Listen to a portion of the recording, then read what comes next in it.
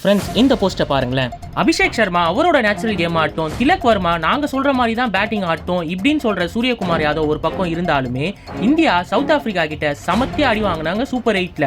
Almost 76 runs வித்தியாசத்துல தோல்வி அடைஞ்சாங்க. அது மட்டும் இல்லாம இந்தியாவோட ரன் ரேட் பாத்தீங்கன்னா -3.0 சம்திங்ல இருக்கு. இந்தியாவோட தோல்விக்கு வழக்கம் போல கம்பீர எல்லாருமே குற்றம் சாட்டினாங்க. டீமோட செலக்ஷன் சரியா பண்ணல, நல்லா ஆடுற அக்ஷர் பட்டேல ஏன் உட்கார வச்சாங்க, இப்படி பல கேள்விகள் இருந்தாலுமே அதெல்லாம் பாஸ்ட் இஸ் பாஸ்ட், இப்போ ஒன்றும் பண்ண முடியாது.